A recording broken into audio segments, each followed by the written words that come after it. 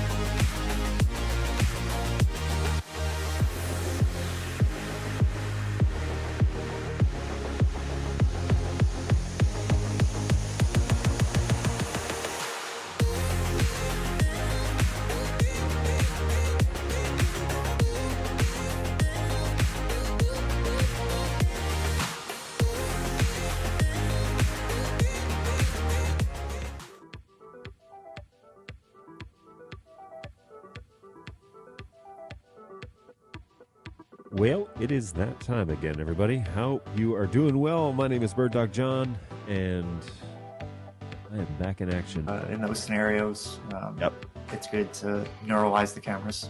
You guys know that best. Very straightforward. Plug it in, go to the web UI, link the source, walk away. You know, like super simple. I keep looking over at the chat, and I keep seeing you are full of it.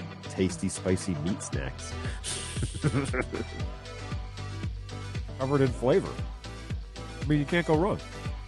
So what's going on? We've got a handful of folks here in the chat, and I really appreciate that. What's up, mate? Hey, Warren, how are you? Appreciate it. Hey, Robbie, how's it going, man? You're just talking about you. What's going on, Tom? Ahoy. How is it going? What's going on, Go Web? Good to see you again. Thanks for hanging out with us again today. Appreciate that. Feel like I'm in this video more than anyone but John. It's true, NetApp. You are, I'm going to cut this up and put this in the next intro. What's happening, everybody? I am indeed Bird Dog John, and we're back again for another exciting hour of everything Bird Dog. So, looking forward to chatting with you today. I'm just going to check my audio levels here over on the YouTubes, which it appears to be good to go. So, hopefully that's all right with you. Now, I'm doing a little bit different vMix audio routing because CJ scratched my brain on Tuesday. The audio side of my brain, and I started monkeying around with things this morning, which then resulted in me not having the right cloud video to show to start. So I had to jump over to StreamYard to show that one. I thought I had that 3.0 announcement video in vMix, which evidently I do not. And then, so I had to launch that and fade to black and all this stuff, and had to use features I don't normally use in vMix. So that's why we had a little bit of a technical hiccup here this morning, but it's all good.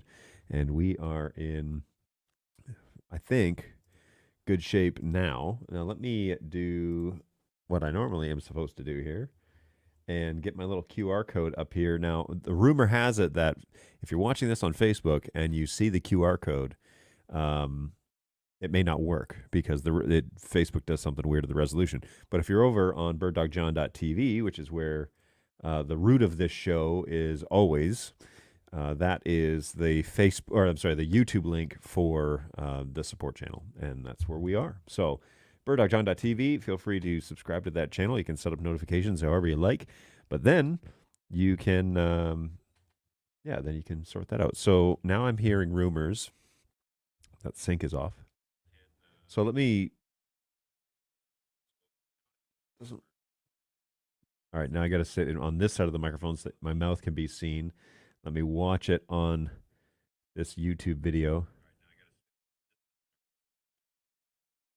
doesn't appear to be off on my feed on YouTube, but you're watching the same one, so that's a little strange. So let's go into vMix and see if anything has changed. I mean, it hasn't, but we can see what we can do about that. Audio. Yeah, I haven't done anything in terms of the delay in here. That is a little strange that you're seeing it. Now, again, like I said, I am routing it a little bit differently.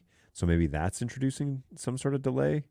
But yeah, who knows? So just to cut over to that little QR code is here is where people are on the map. So if you're checking in on us here at with that little QR code, I mean that one over there. This will ask you, hey, what country are you in? What's the closest city?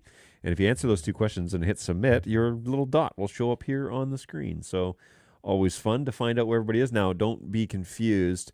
The New Zealand dot is the same one on the left as it is on the right. For some reason, New Zealand gets represented twice on Google Forms. So there you go. But it is usually the same person that is checking in. It's not one person randomly floating in the ocean that's watching the Bird Dog John show. So don't be confused. That's not actually real. That is one single dot. But thanks for checking in, guys. And we will, of course, come back to that later on in the show. Okay, now I need to get over to StreamYard, and we can check out the comments section as things are going on. What is going on, Angus? I saw you there in the Edmonton check-in, so always a pleasure to see you, my fellow Canadian. Thank you for following along. Levels are good. Sync is off. This is who was telling me. But I'm not going to be too complainy about it. Okay, I haven't seen you haven't seen the sync issue necessarily on my phone, but it doesn't mean it doesn't exist. I don't see it right away. It's not that far off. Just clap once. Okay, I will do that in a second. It is Bird Dog Jake. Hey, John, have a great show. I definitely will. Jake is over in Amsterdam, and so we're trying to get him to come into today's show, but not too sure if we will make that happen. So he said, "Have a great show," and he's given me some Bird Dog Cloud stuff. So that's pretty fun. But Jake is one of the guys that is advocating for Bird Dog Cloud quite loudly, and so that's been good. It's good to have guys that are kind of championing products, and along with the engineering team that designs Bird Dog Cloud, Jake is one of those guys that really like to show you kind of what it's all worth. And so today we're going to watch a video in just a few minutes about the 9.6 announcement, which is what today's title says. We're going to watch Jake's video, and then we can talk through the things that I understand. There's a lot to unpack in there, so we may watch it once and then go through and watch it individually. So we'll get on with that. LinkedIn says, I'm not seeing a delay here. Excellent, Nelson. Thank you. Appreciate that. Hey, sync is very close. Looking and sounding good. Here, yes. Welcome to the stream, HNJ Church and Loyola Ministry. Thanks for hanging out with us today. Angus says, hi, Jake. David says, hi, Jake. They're having a separate conversation in there. Hey, it's Judson. What's going on, Sound Church? Nice to see you, too. Paul says, hey, John, any predictions for NDI 6? Actually, no. I don't quite know what they have up their sleeve. Now, my prediction, which did not come true for NAB 2023, was that there was going to be some sort of rival audio NDI announcement because of Audinate's entry into the audio video realm. So they were coming out with their own protocol, which I think is ambitious, to say the least. But I guess I'd have to stick with that to start is, audio is its own thing. And you don't just do video and audio. They're two different camps. It's just like when you're designing a production and you are thinking about, okay, how are we going to show and how are we going to hear what it is that we want to do? You're using different equipment, generally, microphones, video cameras, all that. And pretty rarely are you using like an all-in-one Swiss Army knife. I've said this many times on the show. I get really hesitant when people like to buy one device to do like 12 things, because generally it means it does 12 things pretty poorly. And so, my persuasion is I like to buy a thing to capture the audio, and then I like to buy the things to get it into the system correctly. Whereas I'm not even a fan of adding audio at the camera, like doing all of this and mixing it down and then plugging it in and having it converted over to NDI, just because there's a lot of stuff that has to happen to make that. I'm not saying it degrades the signal. I'm just saying there's extra steps. And I really appreciate the high excellence that the cameras bring, the lenses. This is a P200 that you're looking at, by the way. So that's pretty it's a pretty great picture. I mean, I'm looking at the feedback on it on a teleprompter. But I have a P200. It's got a great Sony image. It balances colors really well. It's not crazy expensive. Matter of fact, you can get it pretty cheap right now. So P200 is an excellent camera. But I unless I absolutely was just stranded and I had no way of bringing audio back to the production, like if it was full remote or something, then I understand its use case. But if I could avoid it, I really would, until I absolutely had to merge it. And that's what I do here, because I have the Stream Dude's computer in my office in a rack mount, and I bring in the audio separately from the video, and I line it up, whether it's lined up or not, I guess, inside vMix. So I bring it all in independently and then run it that way. But that's just my preference. It's not the way to do it. I'm not saying if you do it differently, that's wrong. What I am saying is my preference is I would prefer to think about video and audio in their separate realms, right? Because video, along with that, goes lighting, goes backdrops, goes along with, set construction, all of that. And then the audio piece is like, how are we actually going to capture the authentic sound that's coming out of the production that we're doing, and making sure that we have we spend the resources to accurately capture what it is we want to capture. And even things like onboard microphones, like there's some cameras that have onboard mics that I understand the utility, but as I've stated before, and I genuinely believe this, audio is king in the video world. You can have an amazing video and bad audio, and no one will watch it. And you can have amazing audio and bad video, and people will probably stay tuned for a while. People will listen longer with great audio and bad video than they will watch great video with bad audio. Matter of fact, I'm one of those sound guys that, like, if the audio's bad, I just can't. Like, I can't just continue to watch it, because it's painful to listen to. And that's ironic that I won't watch something that it's painful to listen to, right? Because those two things are two senses that we have, and they technically are their own things, but they definitely are married together in this way that great audio enhances video. Great video is nice, but it's not the king. The audio game is the king. So anyways, all good. All right, let me keep going here. So I was logged into the wrong YouTube. Hello from the University of New Orleans. Oh, all good. Hey, Albert. Good to see you. Hey, typically I would run audio into cameras only as a backup for recordings. Audio runs through the Focusrite audio interface. My interface has been heard on radio, broadcast, and online all over Canada. Boom. That's amazing. I love, I'm just a nerd for, like, buy a high quality thing to do the thing, right? If you're really wanting to get into this game, it's like, okay, John, but like budgets are not necessarily endless. Okay, fair enough. It has taken me years to put the studio together. It really has. And that is, if this is what you want to do, or if something similar to this, where you want to interview people, or you want people to come in and you to be able to ask them questions and record them, or what, like, it takes a long time to do all that. And so sometimes we compromise on things, but what I would strongly recommend is that you don't compromise on the audio because if it's hard to listen to or if it's like all echoey, or if it's sounds muffled, or if it's not leveled correctly, like, there are lots of things.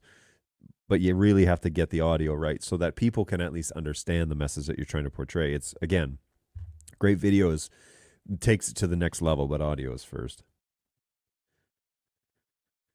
Keep it separated until you absolutely can't. Yep. I agree. That's me. That's the 2 green dots. Oh, hey, Paul. Paul is the 2 green dots. The New Zealand reference. Onboard camera mics are great. They make it so easy to line up to your real audio when you're editing. Ooh, fair enough. It's a good reference mic. Okay, well that I definitely am on board with. Yes, that speeds up the editing process substantially because you just stretch out the audio and just snap it into place. Good stuff. Good stuff. Oh, this is an interesting comment. Hey, radio still exists, but silent movies, not so much. That I love that. That's well said. Very true. And you have to be like, there's going to be somebody that's like, oh no, silent movies are still a thing. It's like, yeah, but that's a very small fraction of the movie market. We'll put it that way.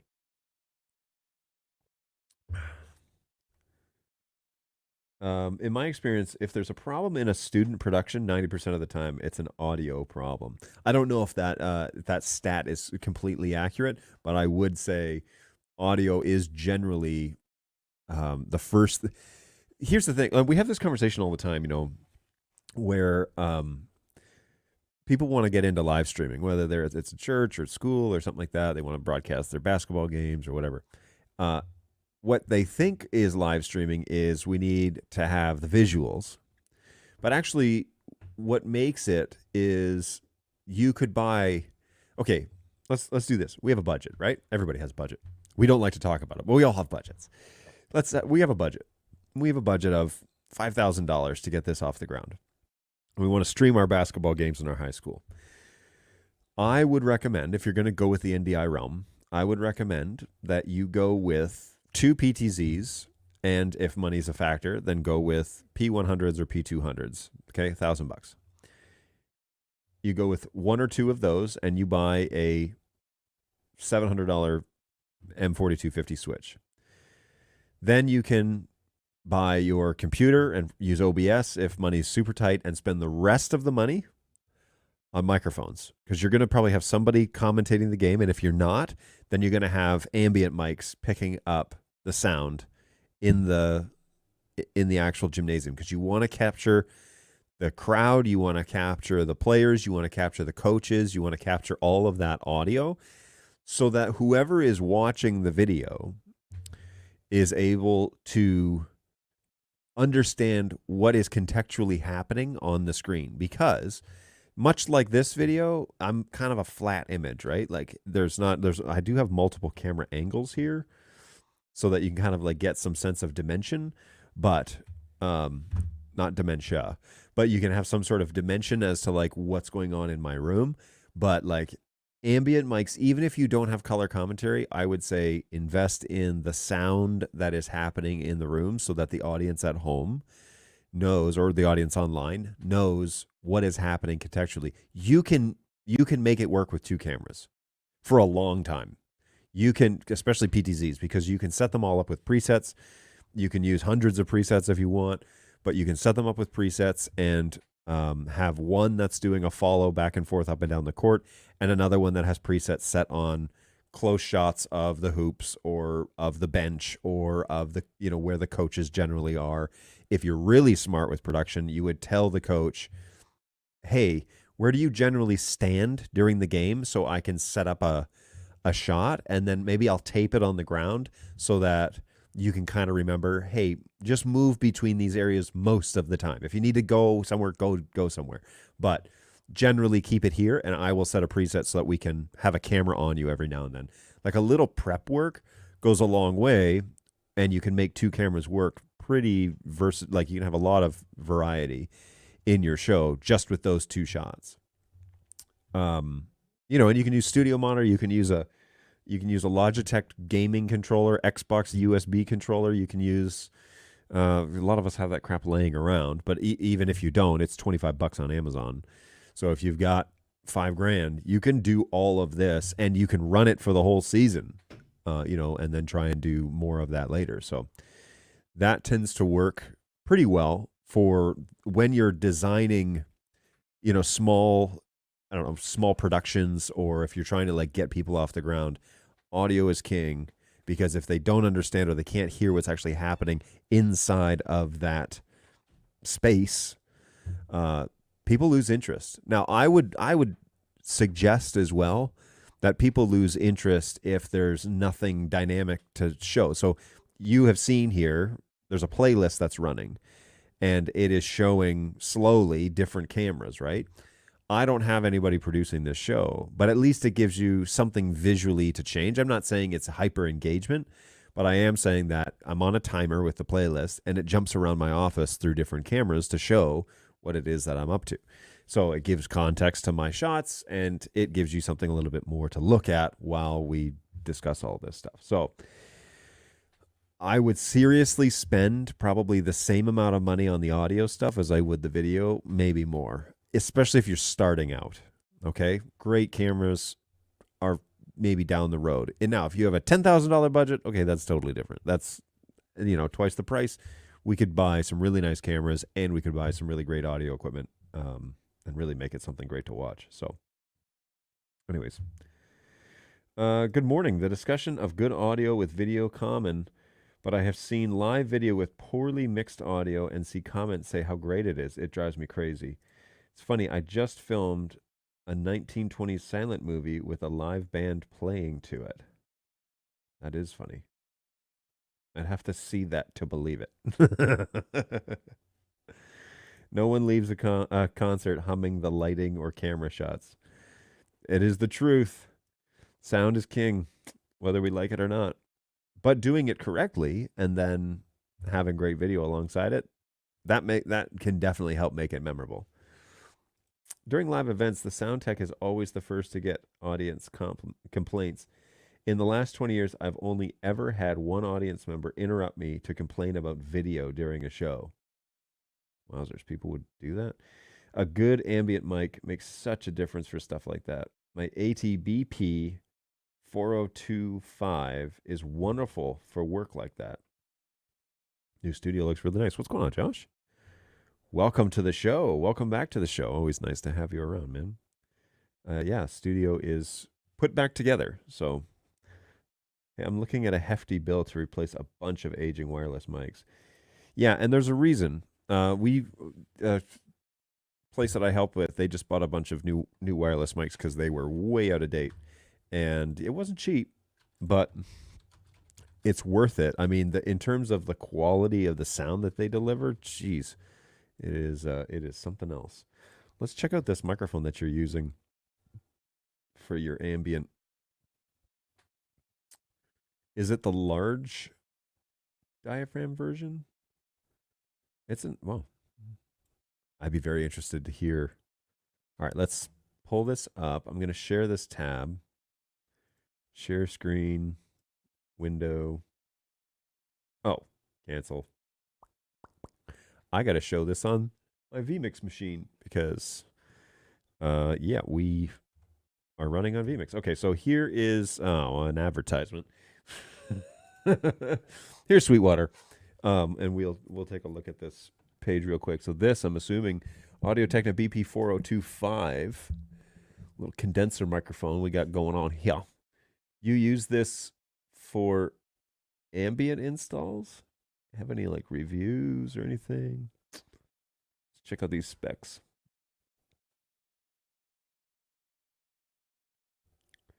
Stereo mic, comes with a clip, windscreen, microphone pouch, 5-pin XLR. Really?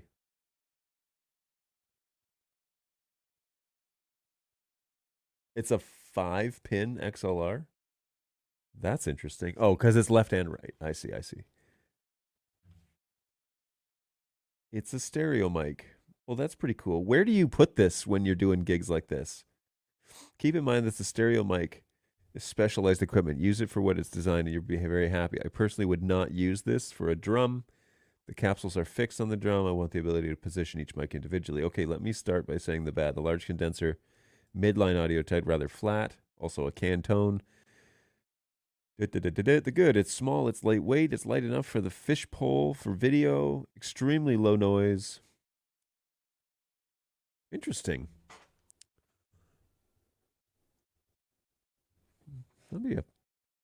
For choirs, you will be amazed that a 600 mic will do the job.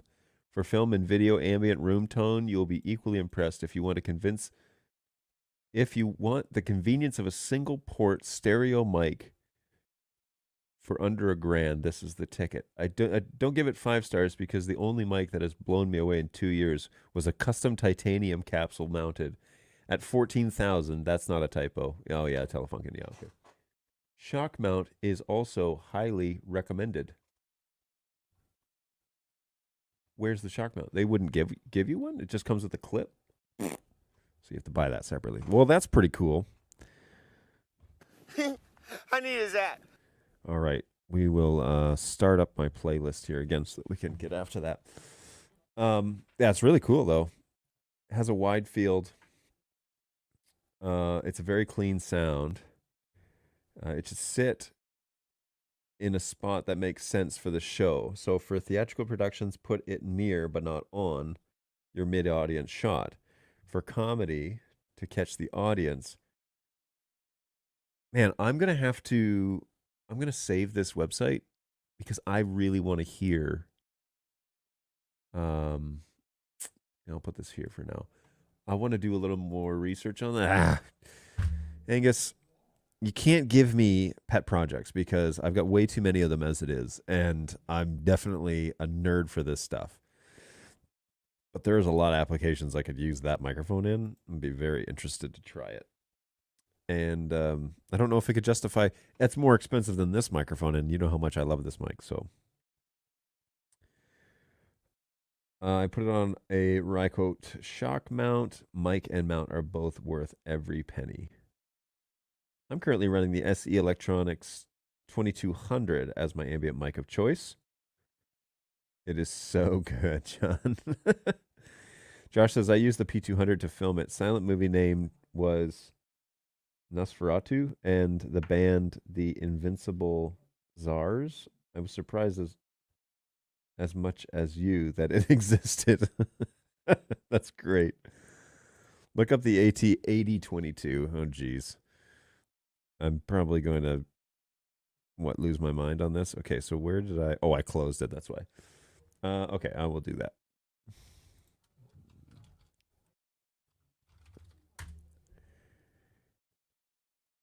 AT22 XY mics.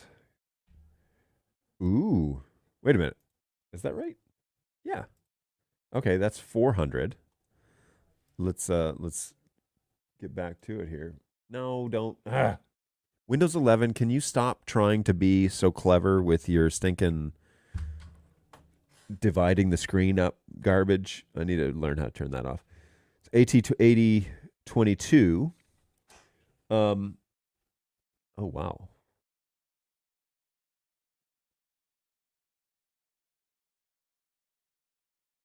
I mean, it's a really cool idea. I love that. Let's go back and look for the Sweetwater review on this. $400. Oh, wait. This one's black. Hang on. Hold that phone. So what's the difference here, Angus? Same mic body, but about half the price. I haven't tried it, but I've heard recordings made with it, and it's nearly as good. It's a 4025. Okay. That is pretty interesting. Flexible mic. So far, I'm very impressed. Both the quality of the microphone and its flexibility it offers at XLR connectivity as well as self-powered connectivity. Well engineered, very useful. I used it in a sporting event to get ambient, and I kid you not when I say it sounded like I was there again. The audio is clean and crisp, and the low cut button is extremely useful.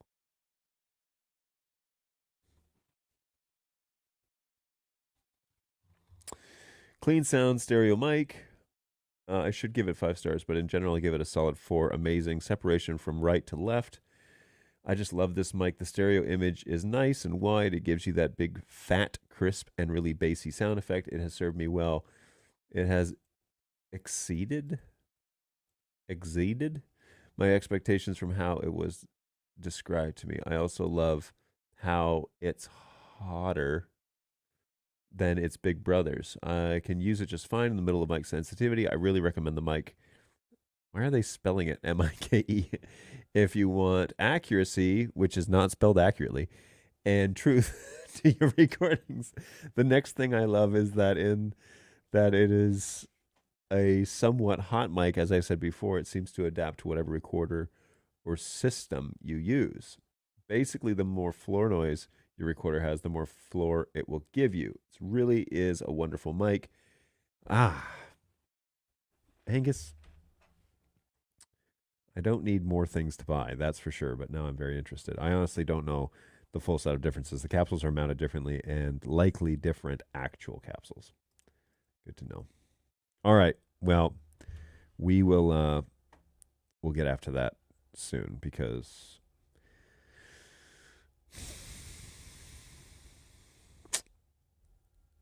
there are some remote situations where I would have phantom power, but it's all based on batteries. But something like that would be hugely beneficial. Way better than the other options that I currently have. Oh. Well, anyway, okay. Well, more on that later, folks. More on that later. All right, so today we did promise that we were going to show the new 9.6 video. And what I want to do is let me go over to StreamYard and see if there is a way that I can present the video for this. So yes, I have it on, I actually have it in vMix. So let me do that instead. I guess I'm going to need to create an input, aren't I? Because let's duplicate this. New input. I probably should have thought this through. Maybe I could... Oh, I could show it on the screen. That's what I'll do. So let's show it up here, and then I don't have to recreate all this extra work. Let me pull that down. I'm going to just open this video file. Now, Jake and the team in Melbourne put together this video, and it is basically all the new features that are coming to BirdDog Cloud. They're calling it Update 9.6, which is great. I don't quite know the numbering system, but I'm not required to know the numbering system, which is good news. Let me go Files, and it's up here. Look for the only picture with Jake on it. I'm going to pause this, and I want to open this with a better program than this. I don't like Windows Media Player. It might be our only path forward, but I don't care for it.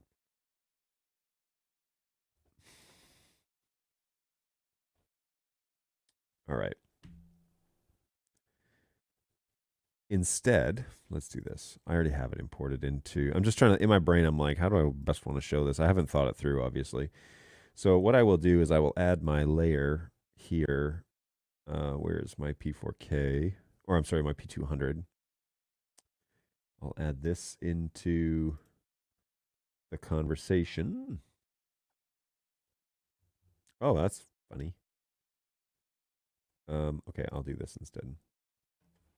Now, hopefully, my face won't be too big, but I can always stick myself in the corner.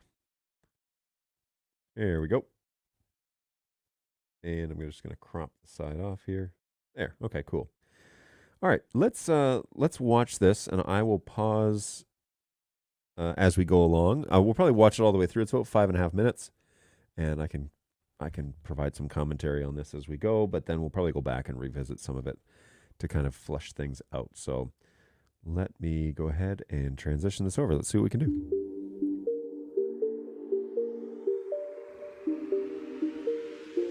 Welcome to the first of many BirdDog Cloud videos. What's going on, I'm Jake? Jake Feynman, and today we are diving deep into the newest updates and features in the latest versions of BirdDog Cloud with our 9.6 release. There's plenty to cover, so let's jump right in. Our first stop is the newly implemented connection templates. This new feature allows you to save, load, and configure connections on a template basis. This Turn Jake's feature audio down so I can be heard. drastically streamlines setting up repeatable configurations between your cloud endpoints, which means less time on setup and more time for creating your excellent content. Select your desired settings and save it as a template. You can now quickly load these as presets to get your streams running seamlessly every time. Next on tour is the BirdDog Cloud file transfer. We're taking media sharing to the next level. With this feature, you can effortlessly transfer the media saved on your BirdDog Cloud endpoints sequentially or in parallel to the receiving location. This feature makes seamless integration with the new BirdDog Cloud recording module even more impressive. With the Cloud Recording module, you can record NDI MOV files directly on the recording directory of your choice. Combining this with the new BirdDog Cloud file transfer feature allows you to easily share all of the recorded content between all of your locations. For our cloud users since the beginning, we've heard you and it's back. We've revamped the BirdDog Cloud connection matrix. You can now quickly create connections between endpoints using the familiar matrix routing table, making your workflow even smoother. Our 9.6 release also features significant updates to our NVENC parameters, allowing you greater control over the transcoding of your streams from your endpoints. These enhancements provide the exact customization you need for your unique production requirements. We're excited to introduce yet another feature that revolutionizes the optimization of your cloud workflow, and that's the playback queue size. Using the playback queue size function, you set a targeted number of frames that act as a buffer between the reception of the remote source and the next stage of transcoding to NDI for distribution on your local network. This inventive feature actively smooths out any irregularities that may occur during transmission, elevating the overall performance of your cloud-based remote studio. If you're an audio enthusiast, you're going to love this. We're now supporting Dante Audio through BirdDog Cloud. After purchasing the required Dante Activator license for the local cloud endpoint, you can merge your Dante audio streams with your NDI video streams upon transmission to the receiving cloud endpoint or Cloud Connect group. Taking it a step further, at the receiving cloud endpoint, you can choose if you'd like to keep it as a newly combined NDI stream for easy contribution into your Vision mixers and distribution into your in-studio NDI decoders, or you can de-embed that audio back to Dante for subscription to other Dante receivers on the network. To further enable direct control of your BirdDog gear across the globe comes one of my favorite feature additions to BirdDog Cloud, sending your BirdDog Cloud user interfaces across the locations using the BirdDog UI connection. This new feature allows you to create new outgoing connections to send the Bird user interface across from site to site to remotely configure your cameras and converters as if they were on your local network. You can quickly jump into your cameras to adjust the color, the exposure, and the AV settings. I can't wait. Even log into remote converters to select what source they're decoding, ultimately enabling you to customize each side of your cloud-based production environments. And finally, for those who push the boundaries of performance, we're pleased to announce that BirdDog Cloud now supports leveraging multiple GPUs inside our cloud endpoints. This addition lets you choose the desired GPU when encoding your stream at one location and selecting the desired GPU for decoding at the receiving end. This powerful feature enables you to build the ultimate cloud-based remote production studio required for today's most extraordinary projects and the future of our industry. That wraps up our tour for the exciting new features of BirdDog Cloud with our 9.6 release. As always, we're here to provide you with the tools necessary to create amazing content. Be sure to check out and subscribe to our YouTube channel. We've got an exciting new series coming up, our BirdDog Cloud tutorial series. In this series, I'll guide you through setting up the most innovative cloud-based remote production studio. You won't want to miss it. Join us on this incredible journey of learning and discovery in the world of remote video production. If you'd like to dive deeper into BirdDog and our ecosystem of innovative solutions, please visit our website at birddog.tv. If you have any questions or need further information on the topics we covered today, please email us at hello@birddog.tv. If you're a BirdDog user who needs technical support with your gear, please email us at help@birddog.tv. Our technical support team is ready to assist. Thank you for joining us today. Keep exploring, keep learning, and most importantly, keep creating amazing content. Happy producing.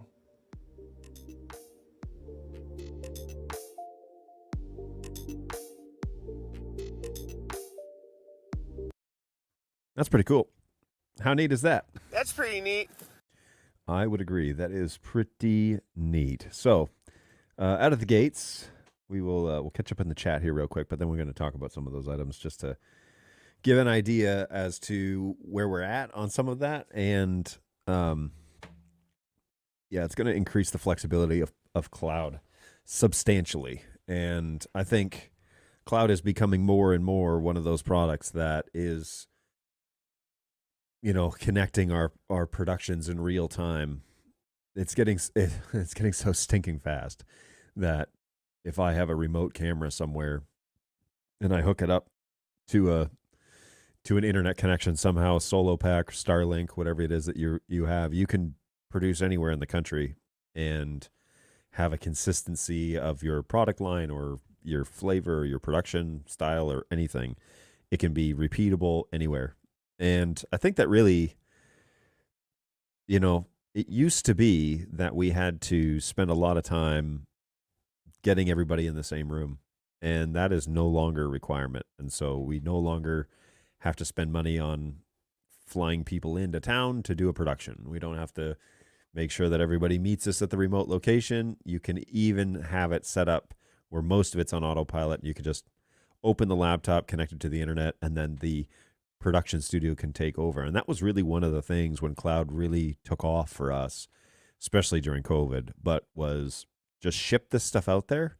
And then here's a one page, put the camera on the table, put the 4250 on the table, power them up, open the laptop, plug it into the switch, power it up, and then the service starts automatically, connected to the internet, and off you go.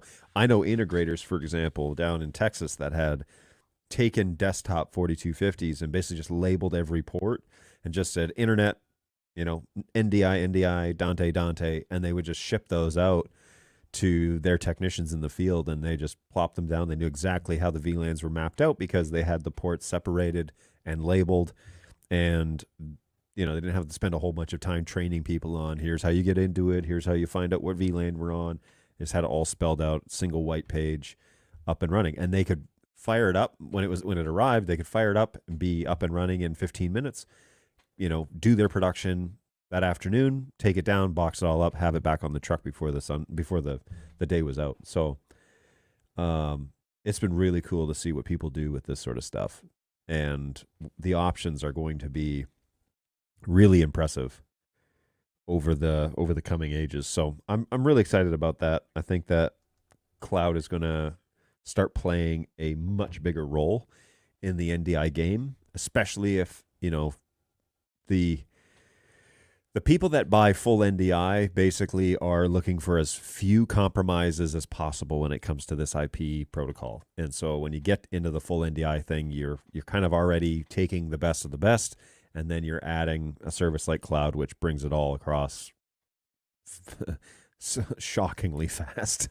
So, I'm a part of a couple of conversations with some nonprofits that are basically asking how to do remote stuff, and that might be how we do it. That might be the way to do it, is to convert it, get it across cloud, and then back down, because they're kind of a roaming institution. And they need to be able to reproduce the same thing besides, the set and the lights and all that stuff and the sound. How do we get it across? And some of those features that they talked about, where basically the endpoint turns into an NDI to Dante converter, that is going to make a big difference for people who already have a production studio that is all Dante enabled, but they're all NDI on the other side, right? And so we bring it across, we output our whatever our output is, maybe in vMix or whatever, we marry everything together. But then when we send it up to cloud, now we can switch it over to Dante and bring it in natively as we need it, so we can route it correctly in the production. That's a huge deal. So, hey, how does the NDI 6 update affect Bird Dog product line? It doesn't affect it at all yet, because we're still working on NDI 5. I mean, NDI 5 is not launched yet for the converter line. Yes, correct. Bunch of things on that, but they are pretty close to launching. I know I keep saying that, but they're pretty close to launching it. Again, they're trying to do it Every time they have a build, then they send it off to QA and they rigorously test it and send it back with, okay, fix these items. So yeah, they're really trying to make it right and get it done correctly. The NDI 6 announcement, from what I've seen so far, is it's pretty vague. So I'm assuming we're going to see something at IBC about that, and I'm assuming that will really get flushed out in April at NAB in terms of what that actually is. So, hey, nobody puts John in a corner except John. Yeah, that was this, right? And then I had to move it because Jake's picture went down to the bottom corner, and I was like, "Whoops, I'm sitting on top of him." So I took care of that. But yes, I do put myself in the corner from now and then, from time to time. A couple of items too. We did have some sales guys in town. They were in meetings pretty much the entire time they were here, so I didn't have anybody on the show, which was a bummer because I'm trying to set this room up to interview. But then whenever the time comes to do something like that, our schedules are always super booked, and I'm like, I'm not going to bother them for that. So I kind of had it set up the other day to do it, but just it was too little too late. They had arrived on Tuesday, and then they stayed yesterday. We had dinner with them last night, and then they flew out this morning. So it was a quick visit. Really good, though. We got a couple of new guys on board, and it's really great to kind of meet them and get them up to speed, or start getting them up to speed. There's a lot to learn. And then and they're going to be helping up the sales team around the United States. So pretty fun. All right. So I do want to watch this video again. And I want to just kind of go over each of these items as I see them, kind of how significant they are. But I will pause them as they go so that we can kind of review that. So let's go ahead and fire that up, and we'll see what we can come up with. I can just pause it here in vMix. We Welcome can chat to the about first of many Bird Dog Cloud videos. I'm Jake Kleinman, and today we are diving deep into the newest updates and features in the latest versions of Bird Dog Cloud with our 9.6 release. There's plenty to cover, so let's jump right in. Our first stop is the newly implemented connection templates. This new feature allows you to save, load, and configure connections on a template basis. Okay, so this is a really common request where they are going to use the same template, or the same configuration over and over and over, because that's kind of what they've established as proven and good to go. And so the question was, can we have a way to just quickly do that? And a lot of, from what I can see in my conversations with Jake and a few other people, is we want to make it a lot faster in terms of getting up and running and getting it ready to go, and consistent across. I don't want to have to by accident not click a button. And so if you can create a template, which is what Jake is kind of talking about here, that would be a whole lot simpler than trying to reinvent the wheel every single time. So the light behind Jake's head, is that a BioLite? That's a great question. I don't know. But we can Google it, and he may be around. I know that he's in Amsterdam doing a trade show, so he is a super busy dude. But there you go. This feature drastically streamlines setting up repeatable configurations between your cloud endpoints, which means less time on setup and more time for creating your excellent content. Select your desired settings and save it as a template. You can now quickly load these as presets to get your streams running seamlessly every time. Next on tour is the Bird Dog Cloud file transfer. We're taking media sharing to the next level. With this feature, you can effortlessly transfer the media saved on your Bird Dog Cloud endpoints sequentially or in parallel to the receiving location. This feature makes seamless integration with the new Bird Dog Cloud recording module even more impressive.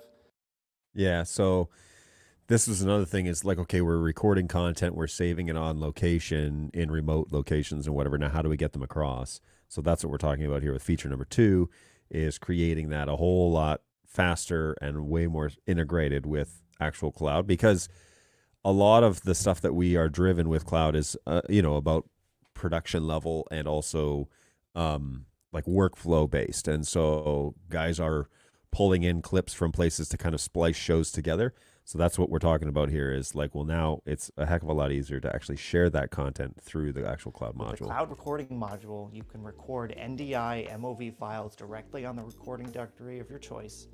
Combining this with the new Bird Dog Cloud file transfer feature allows you to easily share all of the recorded content between all of your locations. That's pretty cool. For our cloud users since the beginning, we've heard you, and it's back. We've revamped a the wildly Bird Dog Cloud requested return feature. You can now quickly create connections.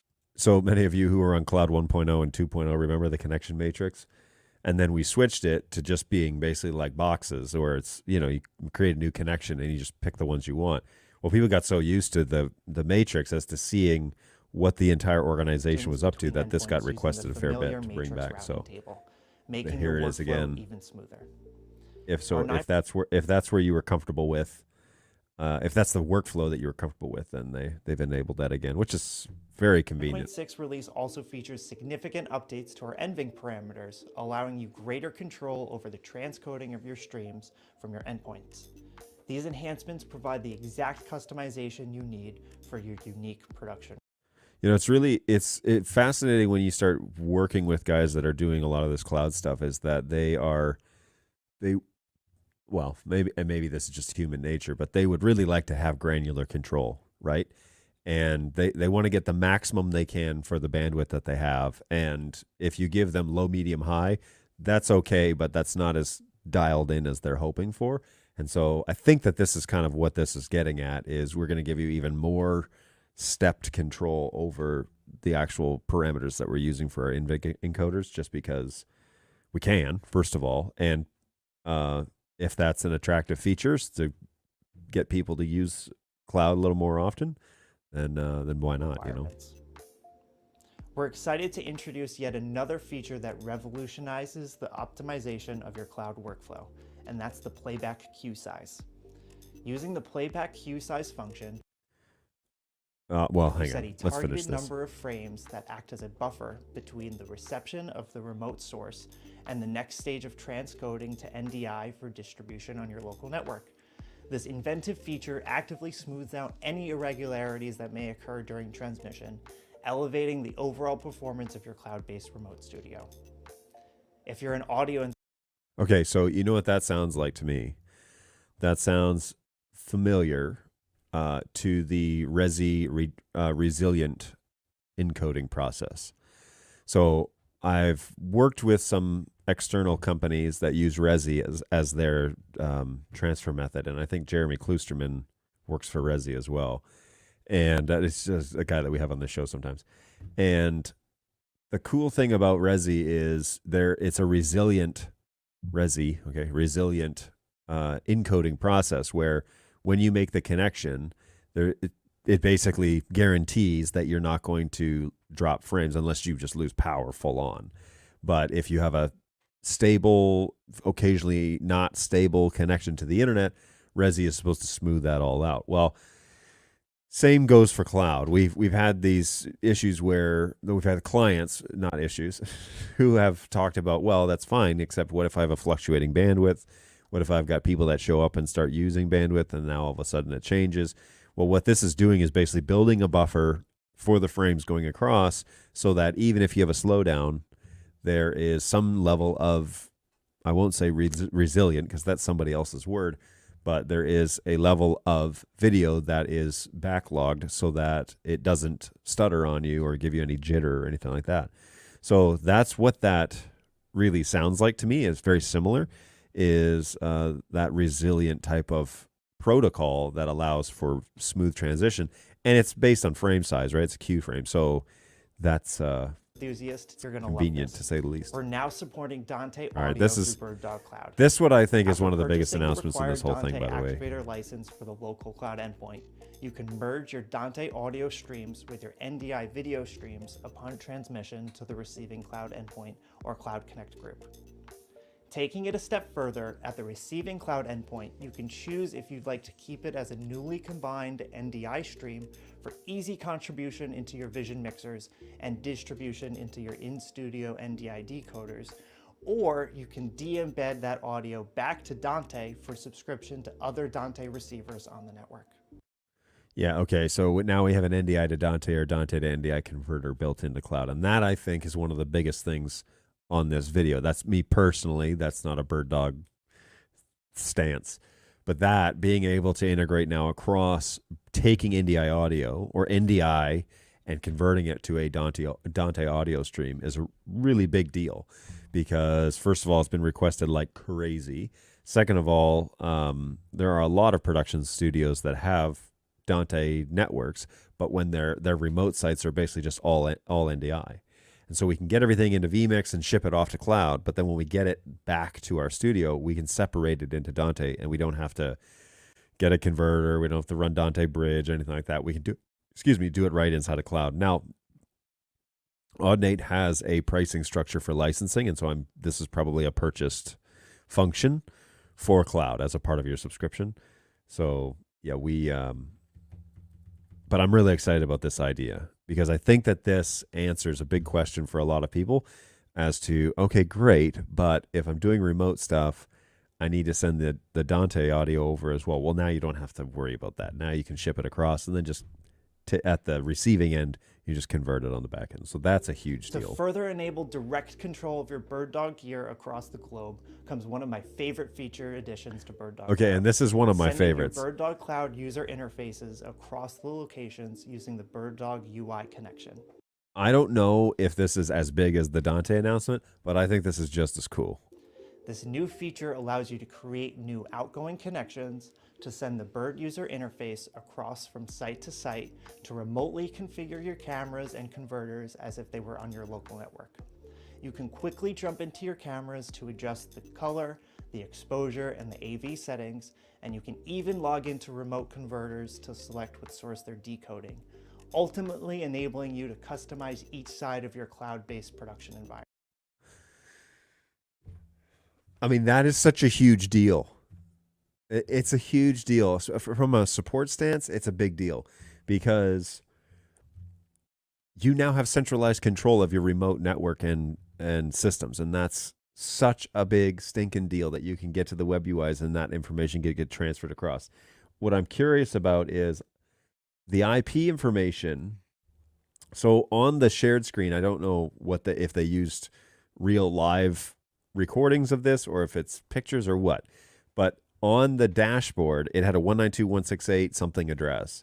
And here in the web UI, I think it says 127, which is a locally assigned address. So curious how that transfer is happening, but that's only for my network brain. That's not anything that really you need to worry about. But the fact that we can natively see the web UIs of the cameras in the remote locations and make the changes, and that will happen over there, amazing, because that is one of the big deals was, okay, great, we have control of the camera via BirdDog Cloud, but I need to get into it to edit the exposure settings because you're sitting under 2800 Kelvin lights, and this thing is set up for not that 7,000 Kelvin or 5,000 or whatever. Well, now you can use BirdDog Cloud to bring that metadata over and show the web UI, and gosh, that's so stinking cool that you can make those adjustments now directly here and up and running. So it's probably not as big of an announcement as the Dante integration piece, but good golly, that is next level crap from what I can tell. Being able to remotely edit the settings on the camera natively as you're used to in the BirdDog UI, that's a big deal, and amazing work to Jan and his team for getting that to do that. So stinking cool. And finally, for those who push the boundaries of performance, we're pleased to announce that BirdDog Cloud now supports leveraging multiple GPUs inside our cloud endpoints. This is exciting stuff. I love this. this. The desired GPU when encoding your stream. Because some of us do have multiple GPUs, and it's nice to load balance, or it's nice to this powerful select which one you want to use. The ultimate cloud-based remote production studio required for today's most extraordinary projects. Yeah. And the future of our industry. That's really cool. That wraps up our tour for the exciting multiple GPUs GPUs Cloud with our 9 because a lot of us have these, as always, we're here eGPU boxes necessary to create amazing that. content. Be sure to check out and subscribe to All our right, YouTube and he just channel. does this. So a lot of us have multiple GPUs that are running in boxes that come across eGPU boxes that are running across Thunderbolt, and now you can tell which one to use and load balance and basically infinitely customize, because you can buy additional boxes with additional GPUs and hook them all up. So yes, I don't know. I think it's such a great update. There's a lot of great potential in there and features that make things a whole lot cooler. So, hey, I got to run. Have a great day. Angus, always a pleasure. Thanks for hanging out with us. I don't know why, but Jake is hard to watch. Seems like a really nice person, though. He's hard to watch. Jake is a super cool dude. And I know that he is explaining. I don't envy him, and here's why. He has the job of explaining one of our products that has like almost infinite possibilities. And he has to explain it to people who are like, how do I get this to work again? That would be, well, from a support guy who does that for 40 products, Cloud is the one that would probably intimidate me the most to do it. And he has taken it full on as like, I'll take care of this. So kudos to Jake for making that happen. He's a good dude. And yeah, I wish I could have him. Like, we were just going to try and have him on today, but I know that he's busy at the show. But basically, to break down all of the features, every time I have him on the show, and I'm like, let's talk about Cloud. That's like, tell me how to eat an elephant. You know, like it's a very open-ended question, and so we almost have to do like a couple of months series as to like, okay, let's take these 3 features and we'll do this for 8 weeks and figure out how to explain all the potential of BirdDog Cloud. So I'm so excited of the Dante integration. Seriously. I mean, for schools and churches and whatever that are doing offsite stuff, that's a big deal. I mean, anybody who's doing remote stuff, it is a huge deal. So I'm really excited that they did that. Any way to up the video on your video? Audio is key. Really? Like, on which video? Or are you talking about my general output? Because this is pretty loud that I can, from what I can tell. Which video? Or are you talking about my general output? Like, it is go over to YouTube, turn it up to 100%. It's, I think listening to me at 50% volume on a device is probably too loud. So I'd be curious to know if anybody else. Curious, Facebook just froze for a few seconds. Oh, really?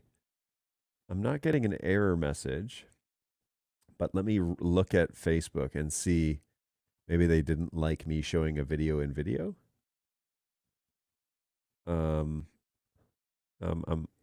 up and running on Facebook, so that is strange that it froze.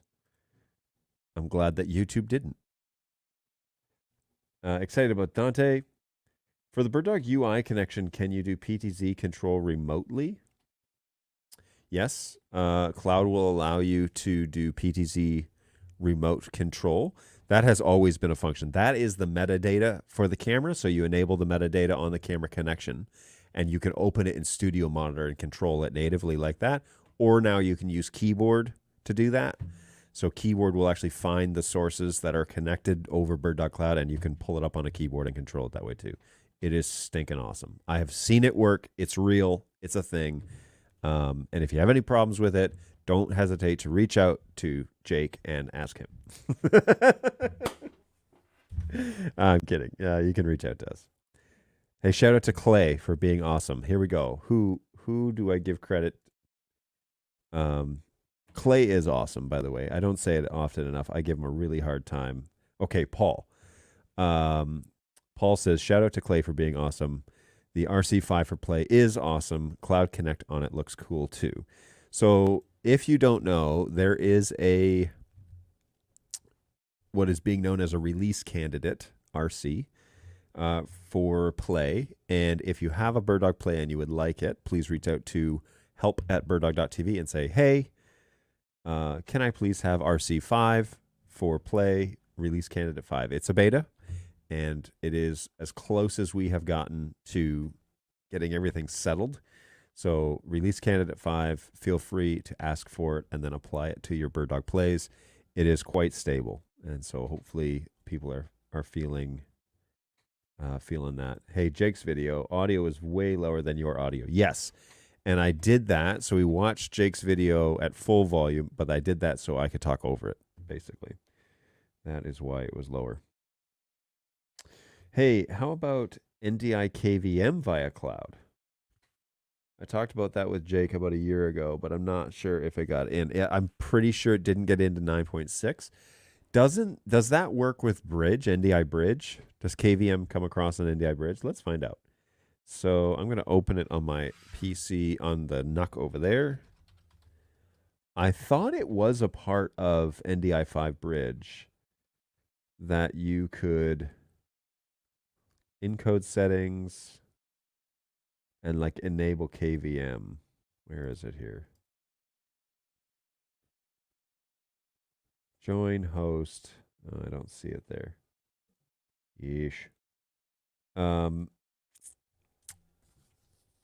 I was pretty sure that that was a part of the NDI5 announcement was now with Bridge, if you've enabled KVM in Studio Monitor, you can use it on the receiving side as well. KVM 100% works with Bridge. There you go. So I don't know if they would reinvent that with cloud or if they'd try and redo it, but it may be that that information does come over. That would be a great question for Jake, which I will ask the next time I talk to him.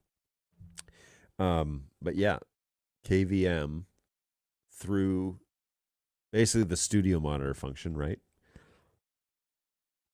Because that is what I am doing. Oh, that's an interesting thought. Where's my remote? Oh, okay, my mouse is here. Okay, jeez, these multiple screens. So if I go here, I'm already doing. Oh no, I'm not. All right, so I'm going to do screen capture on the computer that's doing StreamYard, and inside there, enable KVM control. So now I'm going to come back to the Stream Dudes machine. And I'm going to go to, oh my gosh, this is so nerdy. I'm going to go to the vMix machine, which is what it was called. I'm going to open up that. I'm going to click on KVM control. And I got nothing. I got nothing. What is the dealio? I actually do have something, but it's not. Okay, so I have KVM control on that screen, but I can't see it. Wonder what's up with that. So let's go back to this. Maybe it's because I'm remoted into it as well. All right, moment of truth. I'm going to close my remote session. I'm going to reconnect to that vMix machine. It is not working. Okay, so now I got to go back to Chrome. I'm going to open my remote session again. Okay, put this here. John's machine. Put in my super secret passcode.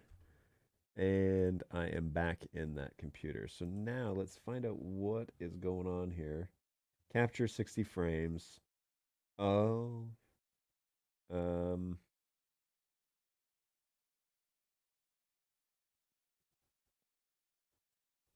Interesting. Maybe it is because of my network settings. $10 says that that's what it is. Because if I open up this here, yeah, it works here. So, but it doesn't work here. What's up with that? Maybe I need to close Studio Monitor and try that again. Because it is working on that machine. This is an interesting idea. Could just use the KVM settings for. Yeah, but this stream is not coming through. It's probably because of my two networks. Interesting idea though.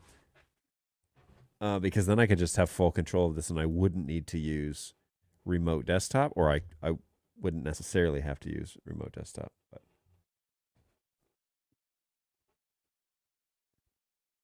Facebook user says, "How about we get a release candidate for X120?" Just kidding. I'm still waiting impatiently.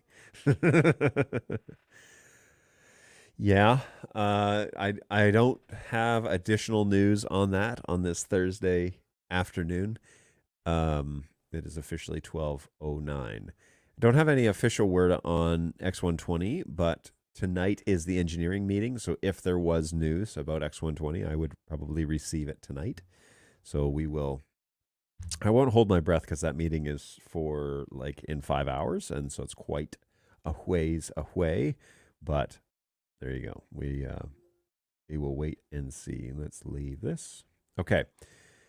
So the answer is I hope to have a release candidate, but I don't officially know. That's for sure. All right. Well, it is always fun to hang out with you guys. Man, twice a week. Yeah, I love hanging around. And today's show is not brought to you by Ember Mugs. Keep your coffee hot and your creamer curdled, which indeed it is doing in my mug right now. So we're going to give a little agitation and then have a drink. Now this is drip coffee, Tim Hortons. Not the same as it was on Tuesday, which was boxed coffee that Bird Dog Jess brought into the office because the sales team had arrived. She bought 2 boxes of coffee, and I'm pretty sure I drank 1 box myself, and then she put the other box in the fridge. So it's 12 cups of coffee per box, which I think is a good deal for like $20. It's $12, or it's 12 cups of coffee. I drank a ton of it. I probably had 4 of these, and then I had what was it, like a thermos Ozark Trail, which is the Walmart brand of the Yeti mug. It's one of those, 2 of those. Anyways, it was good. But they give you the Tim Hortons creamer, and I don't know what the difference is, but this definitely tastes better than the creamer I buy. So there you go. Hey, Thursday? It's Friday morning here. Oh, this must be my New Zealand friend, or my it's 12:10 here. A morning announcement would be great. Yeah, so 12. This is the guy in Perth. Gotta be. Fritz says, hey, play a release candidate 5 is great. In addition to working smoothly and cloud, it also shows SRT. Yes, it does. We're not officially saying anything, announcing anything until Melbourne says something, but we do have it. If you want to try it, you may try a beta, a release candidate. We do have it here at the Bird Dog support desk. We're happy to let you give it a go, but it is a potential release candidate for play. By all means, give it a try, and let us know how it's going. Let us know what you kind of experience, or that information is very useful. So please get back to us if you do decide to use it. Your feedback is greatly appreciated, as always. Hey, let's jump over to my little. Let's jump over here and take a look at the map. I took the QR code down. My bad. I didn't put it back up. Here we go. If you scan that little QR code, you will be taken to a Google form that basically says, hey, what country are you in and what's the closest city? And if you do that, your pin will appear on the map. Today, our friend from Africa has not checked in, nor has our Brazilian friend checked in. So, can't expect them to show up every show. It's all good. But I am always interested to know where you guys are at and where you're watching from. And, of course, IBC is about to be underway tomorrow morning. And so people are headed that way, moving towards Amsterdam to attend that show, which I'm super jealous about. And I hope they have a wonderful show. It's going to be great. And you might see Bird Dog owner Dan there. You might see Bird Dog Phil. Robbie, I think, is supposed to be in town. And Jake is there. So go and see Jake. Instead of just watching him on TV like we did today on the show, you can actually go see the real deal. And he's a great guy to know. He is very much so the guy you want to talk to about Bird Dog Cloud, because he has been advocating for that service for quite a while, and he's been living that in that world for a couple of years now. Even before he was a Bird Dog employee, he was doing Bird Dog Cloud stuff. So he's a great resource, really big advocate for Bird Dog Cloud, and a huge asset to Bird Dog as an institution. So be sure you go shake Jake's hand if you get a chance. I can almost guarantee you Dan will be busy. There's a slight chance that Jake will be free. Slight. It's way less likely that Dan won't be busy than Jake. If there's a hierarchy, Dan will for sure be visiting and talking with somebody. Jake might be free. He might be free. There's a slim chance he might be free.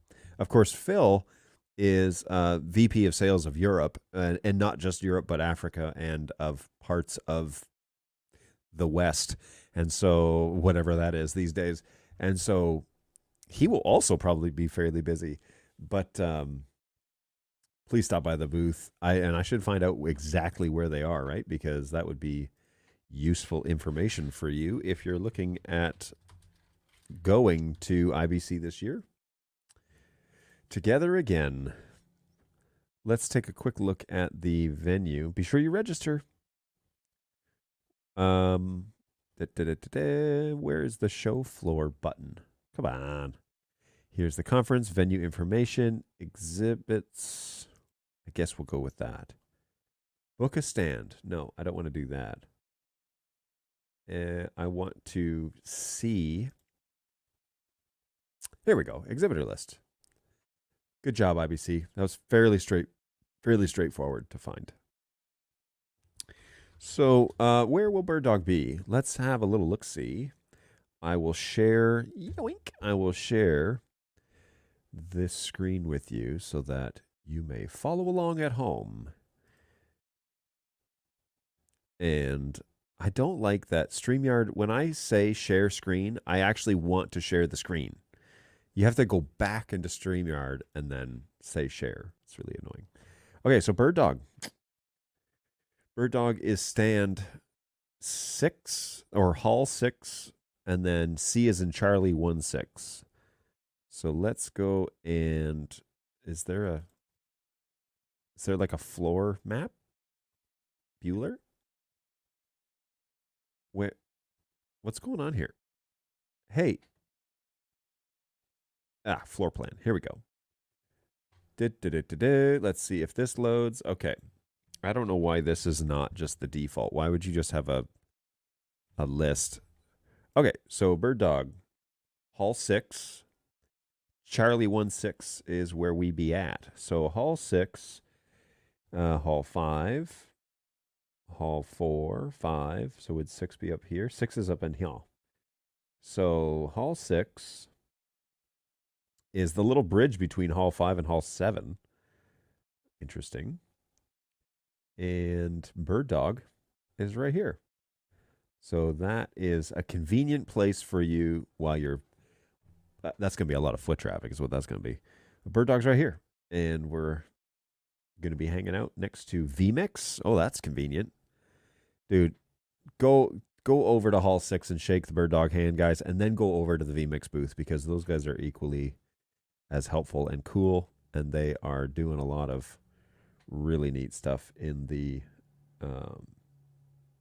production world. So I don't know any of these other ones though. Digital Octopus Newsroom, which is fine. Don't necessarily want to be around a whole bunch of brands that you recognize. Ooh, Dell.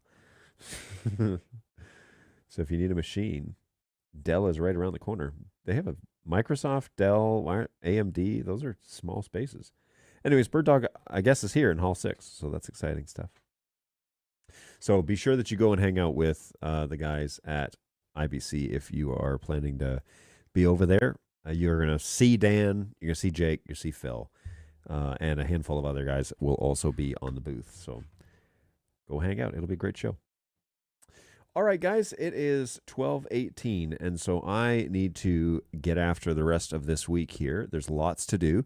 Now that the sales crew is gone, I've been given tasks. So we're going to get after those and make sure that we deliver on our promises. So we are here today and tomorrow. Be sure that if you have a question between now and Tuesday, and it just can't wait, hit us up at help@birddog.tv. I've got 3 agents. Clay, who has already gotten a proper shout out this morning. Clay leads that team of agents, and they are working diligently to get you honest answers. I'll promise you that, okay? So please reach out to us. Their goal, and this is one of Clay's personality things, is they try and respond to everybody. All right? They're not going to, if they see a ticket come in today, he's going to try and get it to somebody who can respond to you within business hours. If you send it in at 4:30, okay, it might be first thing tomorrow morning. But hey, hit us up. If you got a question, you need some help, you need some support for your Bird Dog stuff, reach out to us. I promise you, these are real people, and I only hire good people. I don't hire jerks. And so they're going to try and work with you and get you the answers. Now, be sure you work with them, and they're going to give you the answers. You may not like the answer, okay? But I promise you they will find you the answer that is real and not just smoke. So reach out to help@birddog.tv. We'd be happy to give you a hand, happy to talk to you about, how things work out. And that's for everything support. If you need troubleshooting stuff, technical support, we can give you a hand and try and sort you out. If you need information about products, about buying stuff, what Jake was saying earlier, hello@birddog.tv, that's the pre-sales team. And we've got folks all over the world covering the pre-sales stuff.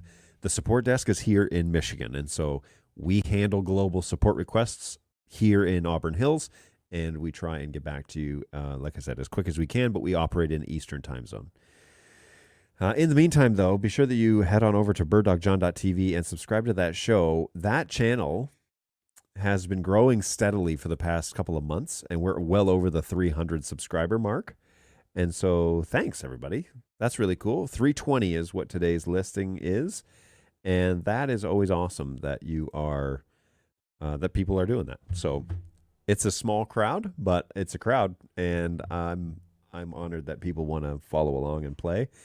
Because on Tuesday, Thursdays, 11 to 12 Eastern time, right here in the U.S., I go live twice a week, and YouTube is the place where I always go live.